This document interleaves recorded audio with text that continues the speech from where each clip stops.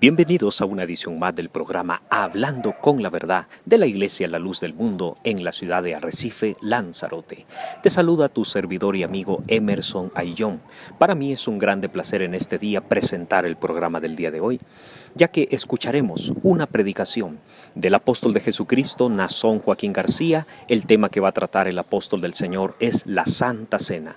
Es una presentación que se realizó hace algunos meses, donde expuso el apóstol del Señor este tema a la luz de las Sagradas Escrituras. Sin más palabras, los dejamos para que escuchen a un auténtico apóstol de Jesucristo.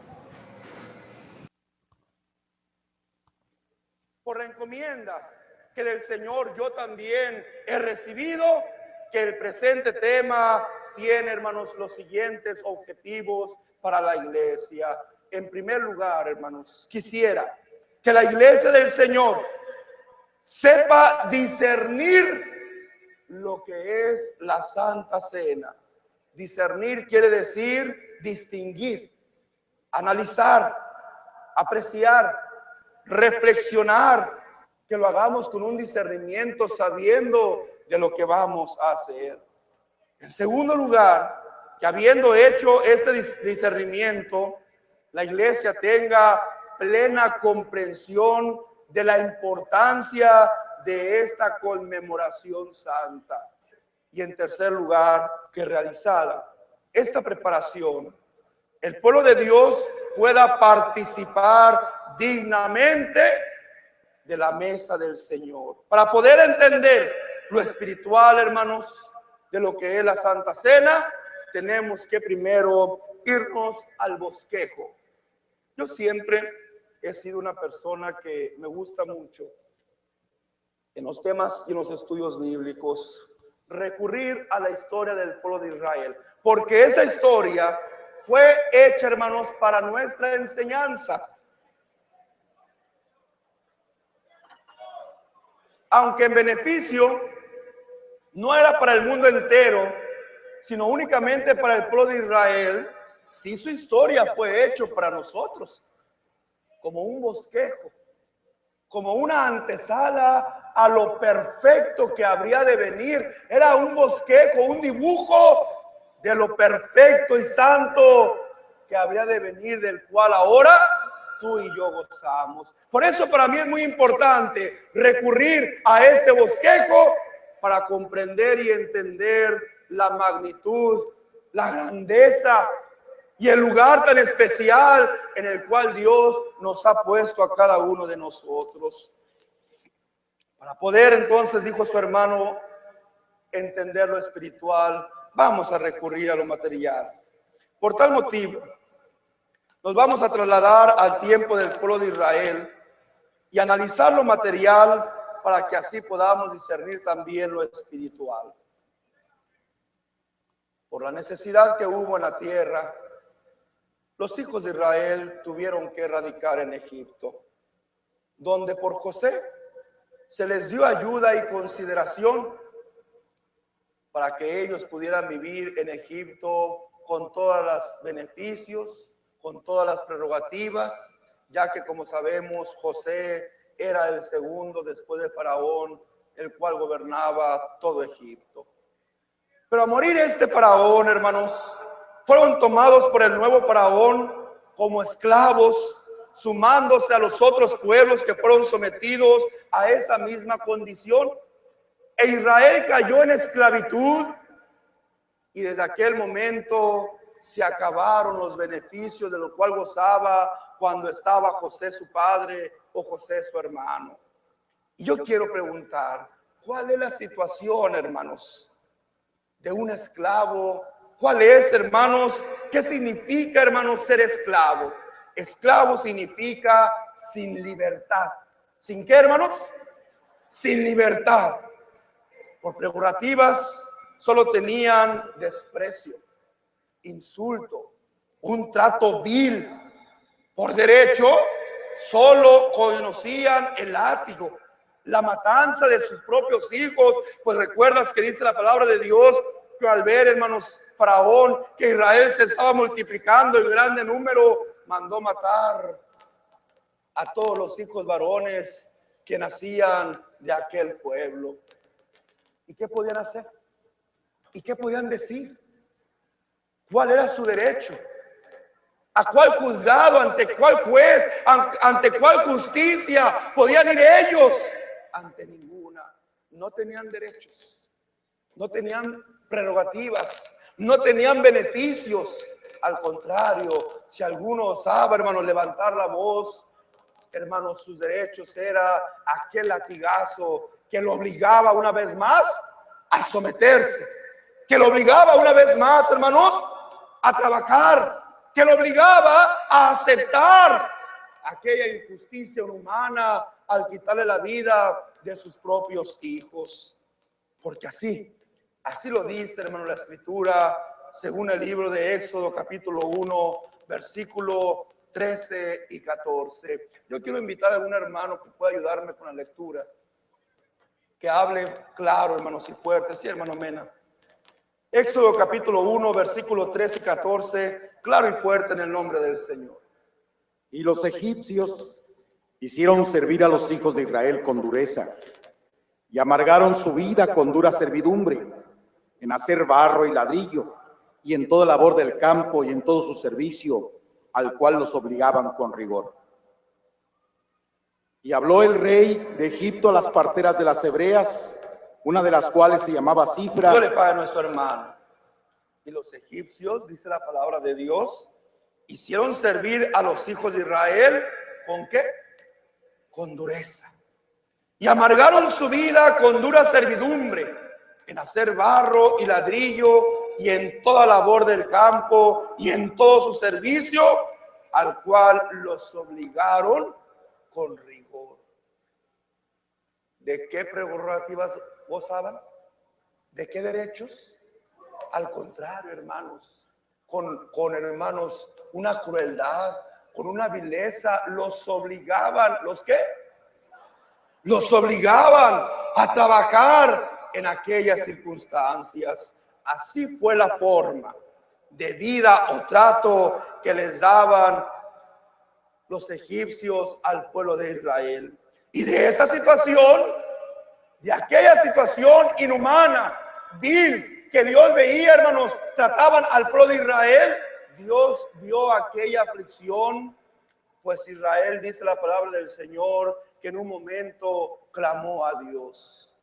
Se acordó que ellos descendían de unos hombres santos, de unos hombres justos, a los cuales Dios les había dado una promesa que Dios se había olvidado, porque ellos también se habían olvidado de Dios. Y Dios, que es grande en misericordia, se acordó de las promesas que le había hecho a Abraham, a Isaac y a Jacob, y decide Dios sacar del pueblo de Egipto, de aquella esclavitud, al pueblo de Israel. Y sí, llama a un hombre. Otra vez, recalco, ¿llama a qué? Llama a un hombre que ante la crítica o juicio del hombre no merecía, por su testimonio, porque era criado en la casa de Faraón, por lo que sea, hermanos. Pero Dios, en su omnisciencia, en su omnipotencia, le llama a Moisés y le dice: Moisés, hoy he decidido librar, sacar, rescatar de esa condición inhumana, de esa condición tan vil, de esa condición de esclavos. Hoy he decidido sacarlos de esa esclavitud y llevarlos. No nada más los voy a sacar, no, los voy a llevar a una tierra de grande bendición, tierra donde fluye leche y miel, tierra donde los voy a bendecir, donde los voy a engrandecer. Y le encomienda a Moisés aquella, hermanos, tarea. Y fue Moisés con Faraón. Y empieza Moisés a hablar con Faraón. No me quiero extender mucho, hermanos, porque el tiempo sigue avanzando. Y Faraón, hermanos, fue endurecido su corazón. Vinieron las plagas que no significaban más que Faraón observara. No quería Dios nada más sacarlo así de un día para otro. Dios quería dejar en Faraón y en todo Egipto que ese Dios que iba a sacar a Israel de esa esclavitud era un Dios fuerte, era un Dios poderoso, era un Dios temible. Y entonces vienen las plagas y vienen las manifestaciones que Dios hacía por manos de Moisés para enseñarle y mostrarle a Faraón y a todo Egipto que aquel Dios era un Dios poderoso. Y ante una plaga accedía y luego se negaba, y luego accedía y luego se negaba. Pero llegó la última de las plagas, que fue, hermanos, la de la muerte, donde Dios le quita la vida a todos los primogénitos de Egipto, librando así a su pueblo. Y entonces ahí Dios ablanda el corazón de Faraón, que derrotado ante aquel Dios poderoso, incapaz de hacer algo en contra de ese Dios, decide dejar, hermanos, libre a aquel pueblo. No creas que fue algo tan sencillo como su hermano lo está platicando, hermanos. No fue algo tan inadvertido como hoy lo estamos recordando. No, hermanos. Egipto era el imperio más poderoso de aquella época de todo el mundo.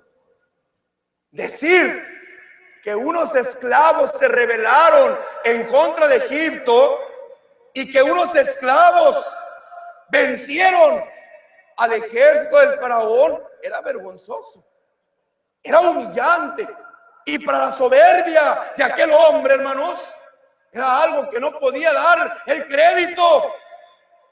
Por eso cuando Israel ya iba caminando en su libertad, él se ensoberbece y dice: ¿pero qué estoy haciendo? ¡Qué vergüenza! Que todos se den cuenta que este pueblo de esclavos me haya vencido. Y acuérdate, no fue el pueblo el que venció a Faraón, ¿o sí?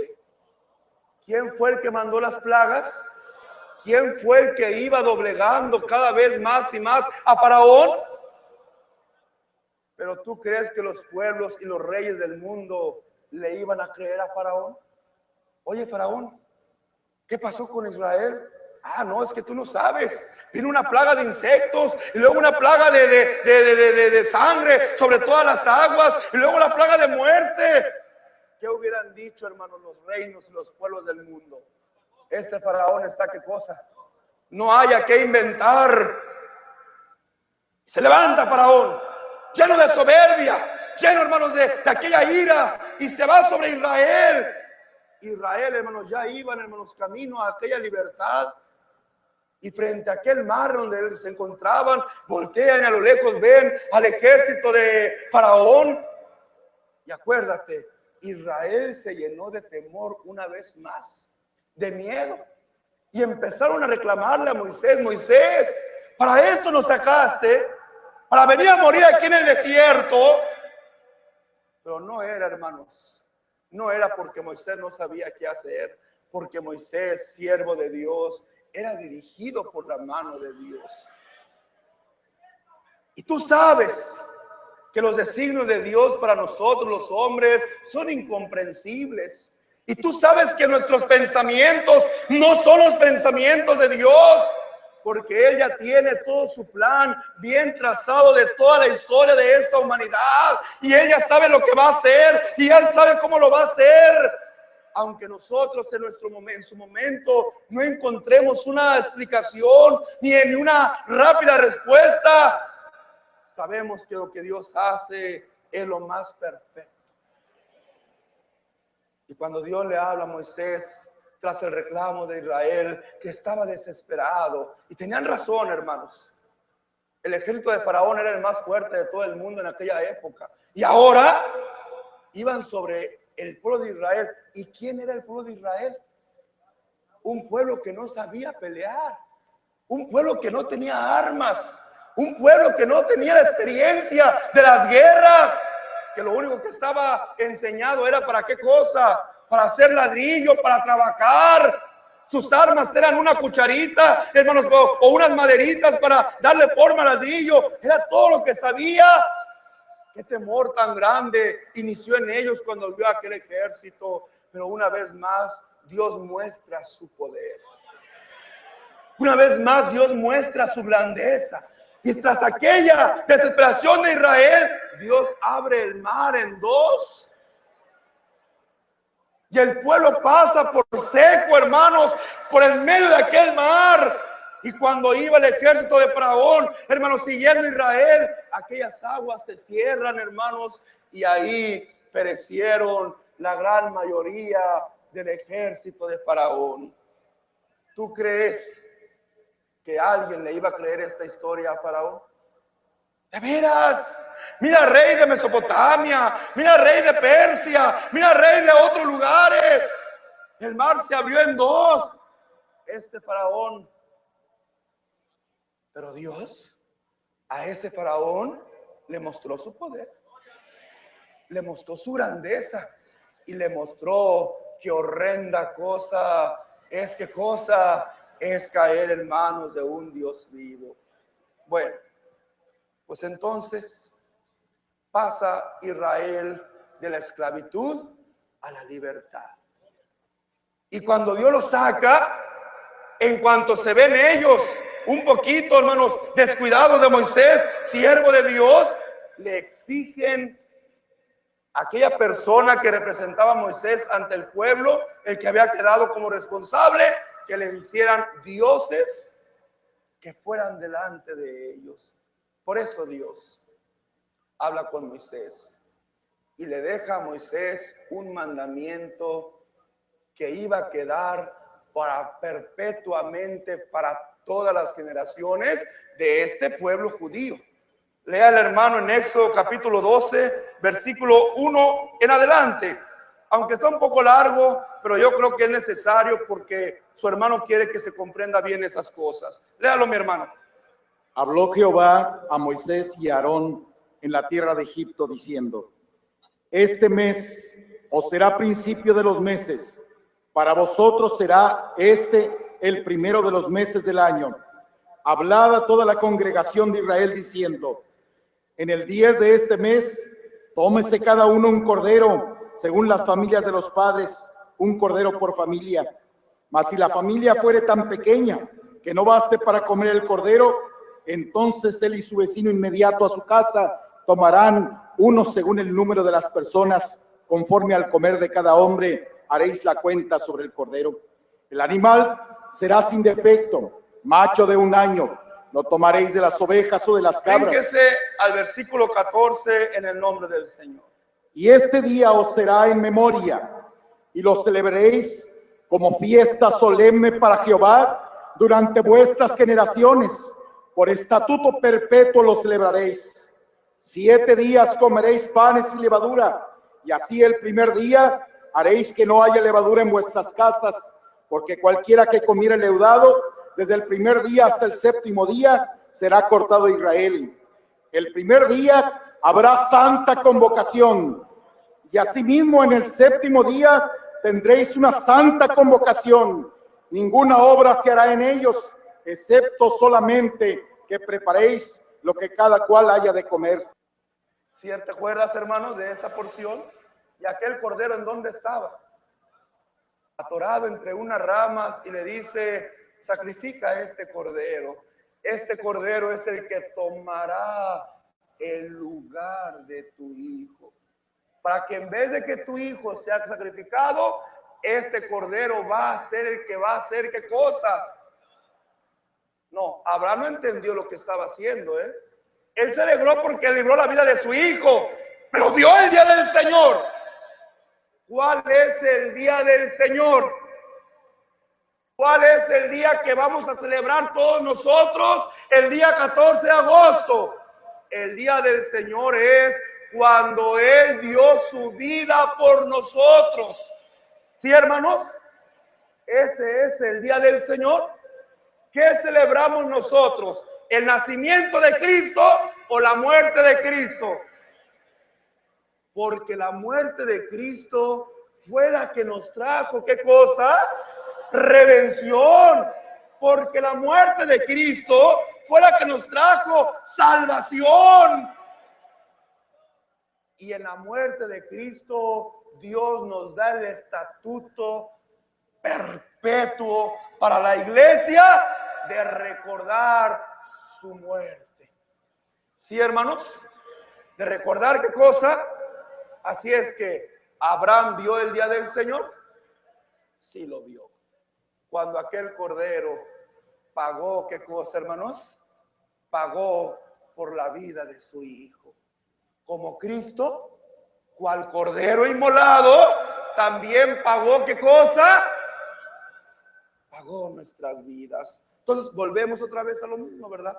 Eso es lo que Dios establece a Israel. Fue el dibujo, fue el bosquejo, fue la antesala de lo real y de lo verdadero.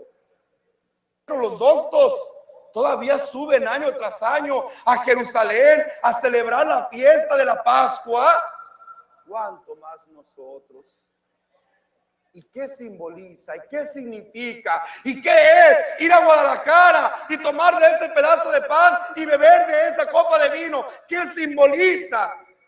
Algo muy grandioso y muy único que sucedió en beneficio de ti y de mí.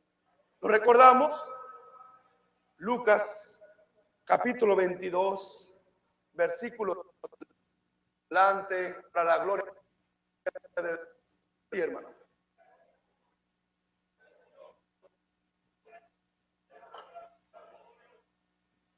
Llegó el día de los panes sin levadura, en el cual era necesario sacrificar el cordero de la Pascua.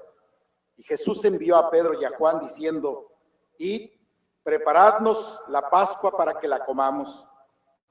Ellos le dijeron: ¿dónde quieres que la preparemos? Él les dijo: he aquí, al entrar en la ciudad, os saldrá al encuentro un hombre que lleva un cántaro de agua. Seguidle hasta la casa donde entrare. Y decid al padre de la familia de esa casa: el maestro te dice, ¿dónde está el aposento donde he de comer la Pascua con mis discípulos? Entonces él os mostrará un gran aposento alto ya dispuesto. Preparad allí. Fueron pues y hallaron como les había dicho y prepararon la Pascua. Yo le pague, deténgase un momento ahí, hermano Mena. Quiero que entendamos. Lo que estamos leyendo ahorita, conforme a lo que estaba, el mandato que estaba de parte de Dios, pareciera que, hermanos, se está preparando la Pascua tradicional de los judíos. ¿Sí, hermanos? Y sí, porque Cristo también la celebraba. Nuestro Señor, desde que nació, hermanos, en este mundo como hombre, también cumplía con ese ritual, con ese mandamiento que Dios estableció, hermanos, para todos los judíos, y él, como parte del pueblo, también cumplía con ese ritual. ¿No recuerdas cuando él se perdió a la edad de 12 años? Se perdió porque venían precisamente de aquella festividad, hermanos. Porque él también, ¿qué cosa? Porque él también cumplía. Pero aquel día, pero aquella ocasión que el Señor les dice: vayan a preparar la Pascua, ni los apóstoles ni los discípulos entendían y comprendían a qué se estaba refiriendo el Señor. Ellos creían que, como los años anteriores, era la Pascua de Israel. Pero vamos a entender lo que sucede a continuación. ¿Dónde se quedó el hermano? 14. En el 14. Cuando era la hora, se sentó a la mesa y con él los apóstoles, y les dijo: cuánto he deseado comer con vosotros esta Pascua antes que padezca. ¿Qué les dijo el Señor? Cuánto he deseado. Es que era la primera vez que la Pascua de Israel, era la primera vez que la iba a celebrar. No, hermanos, lo acabo de mencionar, su tiempo no había llegado, pero aquí su tiempo ya había llegado. Y cuando su tiempo había llegado, iba a celebrar ya no la Pascua material, sino la Pascua espiritual. Sí, hermanos, les dice a sus discípulos: cuánto he deseado comer con vosotros esta Pascua. ¿Te estás fijando lo que está sucediendo, hermanos? ¿Qué está sucediendo? Estaba sucediendo que Dios no quería que se olvidaran de aquel gran acto de misericordia y de amor que Él estaba haciendo con Israel. Que Israel, siendo esclavo, que Israel, siendo tratado con una vileza por Egipto, iba a ser sacado de aquella esclavitud con gloria, como lo estoy explicando, hermanos, con grandeza. Y Dios les dice: pero esto no tiene que quedar así nada más porque sí. Y guardaréis la fiesta de los panes sin levadura, porque en este mismo día saqué vuestras huestes de la tierra de Egipto. Por tanto, guardaréis este mandamiento en vuestras generaciones por costumbre perpetua. En el mes primero comeréis los panes sin levadura, desde el día 14 del mes por la tarde hasta el 21 del mes por la tarde. Por 7 días no se hallará levadura en vuestras casas, porque cualquiera que comiere leudado, así extranjero como natural del país, será cortado de la congregación de Israel. Ninguna cosa leudada comeréis. En todas vuestras habitaciones comeréis panes sin levadura. Y Moisés convocó a todos los ancianos de Israel y les dijo: sacad y tomad corderos por vuestras familias y sacrificad la Pascua. Brínquese al versículo 26. Y cuando os dijeren vuestros hijos: ¿qué es este rito 24, vuestro? perdón, desde el 24. Guardaréis esto por estatuto para vosotros y para vuestros hijos para siempre. Y cuando entréis en la tierra que Jehová os dará como prometió, guardaréis este rito. Y cuando os dijeren vuestros hijos: ¿qué es este rito vuestro? Vosotros responderéis: es la víctima de la Pascua de Jehová, el cual pasó por encima de las casas de los hijos de Israel en Egipto, cuando hirió a los egipcios y libró nuestras casas. Entonces el pueblo se inclinó y adoró. Y los hijos de Israel fueron e hicieron puntualmente, así como Jehová había mandado a Moisés y a Aarón. Dios le pague a nuestro hermano. ¿Qué estableció Dios en Israel? La fiesta de la Pascua. La fiesta del paso a la libertad. Qué bendición tan grande, hermanos. Para un pueblo que no era pueblo. Para un pueblo que de un hombre se convirtió en una grande nación, pero que aquella nación creció, hermanos, y se desarrolló en la esclavitud. No tenían tierra, no tenían propiedades, no tenían a dónde ir. Si salían a la libertad, ¿a qué tierra iban a ir? ¿Cuál tierra iban a reclamar si no tenían ellos qué cosa? Ninguna tierra. Pero Dios no solamente los saca, los lleva a una tierra de prosperidad, los lleva a una tierra de bendición, los lleva a una tierra, hermanos, donde fluía leche y miel, donde ellos tendrían prosperidad y grandes bendiciones, y ahí se multiplicarían y se convertirían en una nación más grande y más poderosa. Y Dios era con ese pueblo, y Dios fue con ese pueblo. Y cuando se acercaba, hermanos, esta fiesta, tenía que haber una preparación, tenía que haber una limpieza, y simbolizando lo que debían de hacer con su cuerpo, que era limpiarlo también con su espíritu, así también Dios lo representaba con su alimento. Comeréis panes, ¿qué cosa? Sin levadura, sin aquel hongo microscópico pequeño que viene a fermentar la masa y la hace que se corrompa. Sin esa levadura que corrompe la masa. Por eso dije en simbolismo, también vosotros os prepararéis, os apartaréis de todo mal, os apartaréis de todo pecado. porque se llamará a él, porque será una santa convocación. ¿Sí me doy a entender, iglesia del Señor? Y en ella participaréis. ¿Y cómo lo van a celebrar? Les dice el Señor, tomaréis un macho cabrío. Fíjate qué bonito. Ya Dios empezaba, ¿qué cosa, hermanos? A dibujar lo que habría de pasar en un futuro. Sí, hermanos. Y no creas que esto fue nada más en el tiempo de Moisés. No, hermanos. Jesucristo les decía, hermanos, a aquellos hombres falsos, ¿verdad? Tú dices que vienes de Abraham. Si tú fueras de Abraham, nosotros somos hijos de Abraham. Tú que sabes de la ley. Y el Señor les decía a aquellos hombres, si ustedes supieran que desde el tiempo de Abraham, Abraham vio mi día y se gozó y se alegró. ¿Cómo vio Abraham el día del Señor? ¿Cómo? ¿Lo vio? ¿Qué vio? ¿Qué vio? Yo te voy a decir qué vio. El Señor le llama a Abraham y le dice, Abraham, quiero que me sacrifiques a tu hijo, a tu único. Y Abraham obedeció. Sí, Señor. Agarra al hijo, prepara aquel holocausto. Hermanos, toma a su hijo, lo pone en el holocausto. Su hijo pues ya atemorizado. Ay, padre, pues aquí está ya todo preparado. Nada más falta el animalito.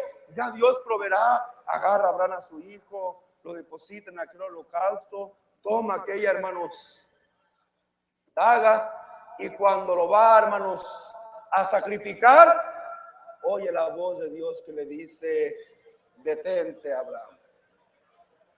No lo sacrifiques. Me has demostrado tu obediencia. Ay, Señor, qué alegría sintió, ¿verdad? Que le salvó la vida, hermanos, a su hijo. Pero luego hace una pregunta a Abraham y le dice al Señor, pero Señor, si ya está todo listo, ¿cómo no te voy a presentar sacrificio? Y volteando a un lado, ve a un cordero